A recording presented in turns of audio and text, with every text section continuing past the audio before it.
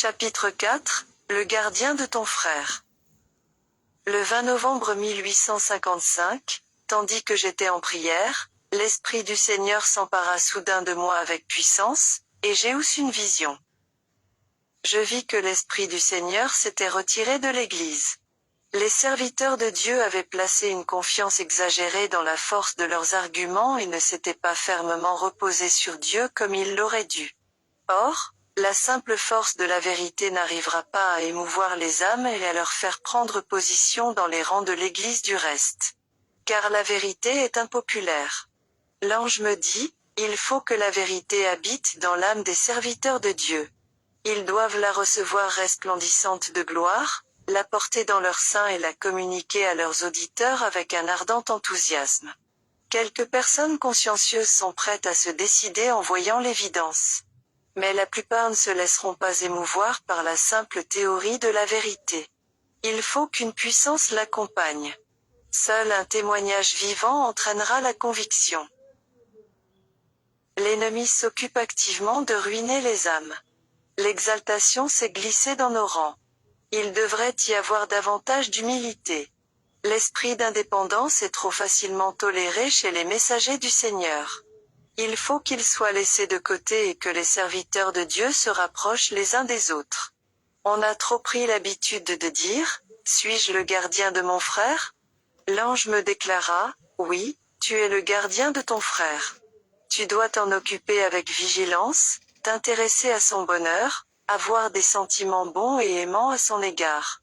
Serrez vos rangs, serrez vos rangs. » Dieu a voulu que l'homme soit sincère et honnête, sans affectation, doux, humble et simple. C'est la règle du ciel, Dieu en a décidé ainsi. Mais l'homme, misérable et fragile, a choisi de suivre son propre chemin, et se préoccupe avant tout de lui. Je demandai à l'ange pourquoi la simplicité avait été bannie de l'Église et pourquoi l'orgueil et l'exaltation s'y étaient introduits. Je vis que c'était la raison pour laquelle nous avions été presque abandonnés aux mains de l'ennemi. L'ange me dit, « Regarde et tu verras que prévaut ce sentiment, suis-je le gardien de mon frère ?» L'ange dit encore, « Tu es le gardien de ton frère. La foi que tu professes exige de ta part renoncement et sacrifice, sinon tu ne seras pas digne de la vie éternelle.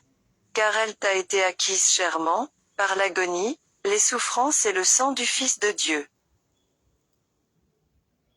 L'entrave des biens terrestres. Il m'a été montré que beaucoup de gens, en divers lieux, ajoutent ferme à ferme, terrain à terrain, maison à maison, alléguant qu'ainsi ils pourront mieux aider la cause de Dieu. C'est leur excuse. Mais ils s'enchaînent eux-mêmes, si bien qu'en réalité le bénéfice est mince pour la cause. Certains achètent des champs et travaillent de toute leur force pour les payer. De la sorte, ils ont tant à faire qu'il ne leur reste que peu de temps pour prier, servir Dieu et obtenir du ciel la force de résister aux tentations. Ils se mettent ainsi dans les dettes et quand l'œuvre de Dieu a besoin d'être aidée, ils ne peuvent le faire, car il faut qu'ils se libèrent d'abord de leurs dettes. Mais aussitôt libérés, ils s'éloignent encore du bon chemin. Ils s'embarrassent à nouveau, en acquérant d'autres biens. Ils se flattent d'agir correctement et d'employer les bénéfices pour l'œuvre du Seigneur, alors qu'en réalité ils amassent des trésors ici-bas. Ils aiment la vérité en parole, mais non dans les actes. Or, seul, ceci montre la mesure de notre amour. L'amour du monde va grandissant, tandis que faiblit l'intérêt pour la cause de Dieu. Ils sont de plus en plus attirés par la terre, et de moins en moins par le ciel. Où est leur trésor? Là est leur cœur. Par l'exemple, ils indiquent à leur entourage qu'ils ont bien l'intention de demeurer ici-bas, qu'ils ont fait de ce monde leur patrie. L'ange dit, « Tu es le gardien de ton frère. » Beaucoup d'entre nous se sont laissés aller à des dépenses sans nécessité, simplement pour satisfaire les sens, le goût, la vue, alors que la cause de Dieu avait besoin de l'argent ainsi employé et que certains serviteurs de Dieu étaient pauvrement vêtus et gênés dans leur travail, faute de moyens. L'ange me dit, le temps d'agir sera bientôt passé pour eux. Leurs œuvres montrent que le moi est leur idole, c'est à elle qu'ils sacrifient. On s'occupe d'abord de soi et l'on pense, suis-je le gardien de mon frère ? On reçoit avertissement sur avertissement, mais sans résultat. Le moi occupe toute la place, tout doit fléchir devant lui. J'ai vu que l'Église avait presque perdu l'esprit de renoncement, d'abord moi et mes intérêts, et ensuite on fait pour la cause ce qu'on ne peut vraiment pas éviter de faire. Un tel sacrifice est imparfait, et Dieu ne l'accepte pas. Chacun devrait faire tout ce qu'il peut pour l'avancement de la cause. Ceux qui n'ont pas de bien ici-bas, mais qui jouissent d'une bonne santé sont redevables envers Dieu de cette force. Qu'ils s'appliquent à leur travail et soient fervents d'esprit. Qu'ils ne laissent pas ceux qui ont quelque bien faire tous les sacrifices. C'est leur devoir d'en faire aussi. Souvent ceux qui ont peu ne se rendent pas compte qu'ils peuvent renoncer à eux-mêmes de bien des manières, s'habiller plus modestement, céder moins à leur goût et à leurs appétits, et ainsi trouver davantage à épargner pour la cause, s'assurant par là un trésor dans le ciel. Il y a de la grâce et de la beauté dans la vérité. Mais dépourvue de la puissance de Dieu, cette dernière est sans force. Chapitre 5, Les deux chemins. À l'assemblée de Battle Creek, le 27 mai 1856, j'ai eu une vision qui concernait l'Église en général. La gloire et la majesté de Dieu passèrent devant moi. L'ange dit: La majesté de Dieu est redoutable, et vous ne vous en rendez pas compte, redoutable est sa colère, et cependant vous péchez journellement contre lui. Efforcez-vous d'entrer par la porte étroite. Car large est la porte, spacieux est le chemin qui mène à la perdition, et il y en a beaucoup qui entrent par là. Mais étroite est la porte, resserré le chemin qui mène à la vie, et il y en a peu qui les trouvent. Ces deux voies sont bien distinctes et conduisent dans des directions opposées. L'une mène à la vie éternelle, l'autre à la mort éternelle. Je vis la différence entre elles, et entre ceux qui empruntent l'une et l'autre. La première est étroite et raboteuse. L'autre est large et unie. Ceux qui s'engagent dans ces chemins diffèrent par leur caractère, leur vie, leurs vêtements et leurs propos. Ceux qui cheminent sur la route étroite s'entretiennent de la joie et du bonheur qu'ils éprouveront à la fin du voyage. Si leurs visages sont souvent tristes, ils rayonnent souvent aussi d'une joie sainte. Ils ne s'habillent, ne parlent, ni n'agissent comme ceux qui sont sur l'autre route. Un modèle leur a été donné. Un homme de douleur, habitué à la souffrance, a ouvert cette route et l'a parcourue jusqu'au bout. C'est un réconfort et un encouragement pour ceux qui viennent après lui de voir la trace de ses pas. En la suivant, ils marcheront sûrement, comme lui-même a marché. Sur la route large, chacun s'occupe de sa propre personne, de ses vêtements, des plaisirs du moment. On se laisse aller à une franche hilarité, sans penser à la fin du voyage, à la destruction certaine qui approche un peu plus chaque jour. Avec une folle insouciance, on va toujours plus vite. Combien cela me parut terrible. J'en ai vu beaucoup, sur cette large route, qui avaient ces mots écrits sur eux, mort au monde. La fin de toute chose est proche. Vous aussi, soyez prêts. Ils avaient la même apparence de vanité que ceux qui les entouraient, mais je remarquai une ombre de tristesse sur leur visage. Leurs propos étaient tout à fait semblables à ceux des personnes gaies et insouciantes qui les entouraient. Mais à l'occasion, ils montraient avec un air de grande satisfaction les lettres qui étaient peintes sur leurs habits, invitant les autres à les avoir aussi. Ils étaient sur la route large, tout en professant faire partie du nombre de ceux qui cheminent sur la route étroite. Ceux qui les accompagnaient leur disaient: Il n'y a pas de différence entre nous. Nous sommes semblables dans nos vêtements, nos paroles et nos actes. Une bénédiction inappréciée.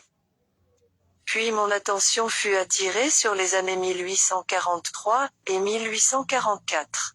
Il régnait alors un esprit de consécration qui n'existe plus. Qu'était-il arrivé à ce peuple qui pensait être le peuple que Dieu s'est choisi? Je vis la conformité au monde, le refus de souffrir pour l'amour de la vérité. Je vis un grand défaut de soumission à la volonté de Dieu. Mon attention fut ensuite attirée sur la période qui suivit le départ d'Égypte des enfants d'Israël. Dieu, dans sa miséricorde, les avait fait sortir du pays de l'esclavage afin qu'ils puissent adorer sans entrave et sans restriction. Il fit pour eux des miracles et les mit à l'épreuve en leur faisant suivre un chemin difficile. Après que Dieu les eut si merveilleusement et si souvent délivrés, ils murmurèrent lorsqu'ils furent mis à l'épreuve et s'écrièrent, « Que ne sommes-nous morts par la main de l'Éternel, dans le pays d'Égypte ?» Ils se souvinrent avec envie des poireaux et des oignons qu'ils y mangeaient. Je vis que beaucoup de ceux qui professent croire à la vérité trouvent étrange que les enfants d'Israël aient murmuré dans le désert. On s'étonne qu'ils aient manqué de reconnaissance au point d'oublier les miracles que Dieu avait opérés en leur faveur.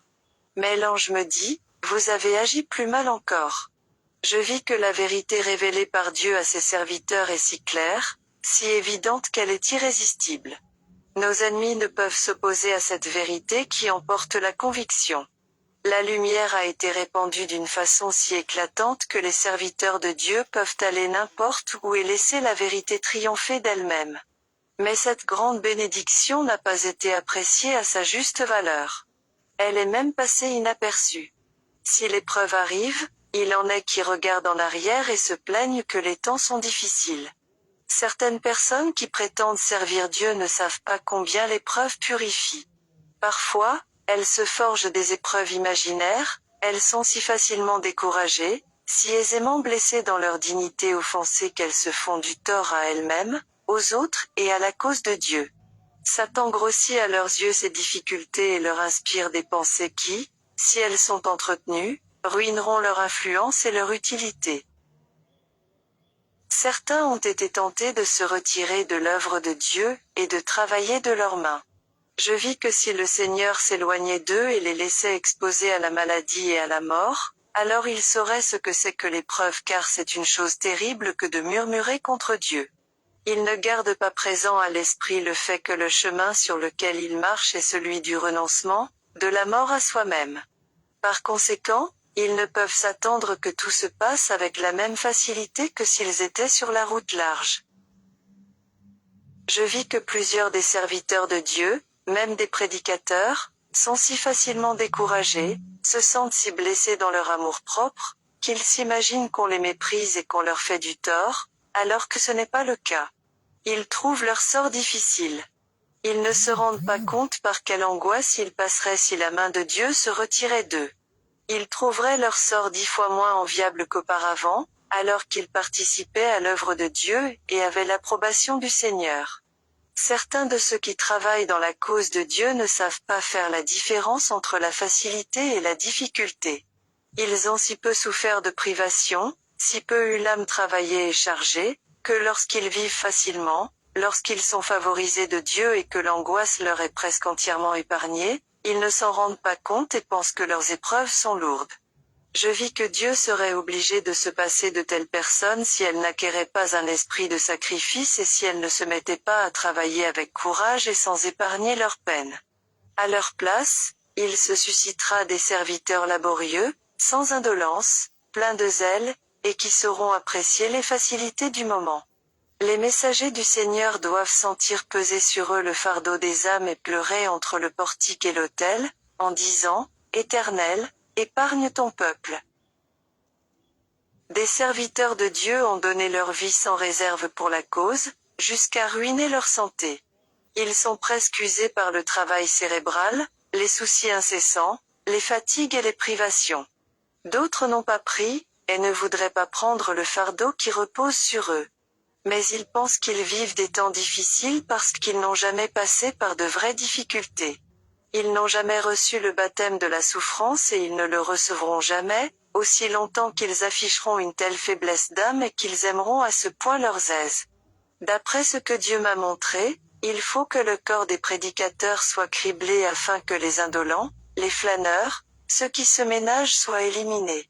Resteront alors seulement ceux qui sont purs, fidèles, qui sont prêts au sacrifice et qui ne recherchent pas leurs aises, mais qui dispensent fidèlement la parole et la doctrine, prêts à tout souffrir pour l'amour du Christ et pour sauver les âmes en faveur desquelles il mourut. Que ces serviteurs sentent la malédiction reposer sur eux s'ils ne prêchent l'Évangile, et cela suffit. Mais tous ne le sentent pas.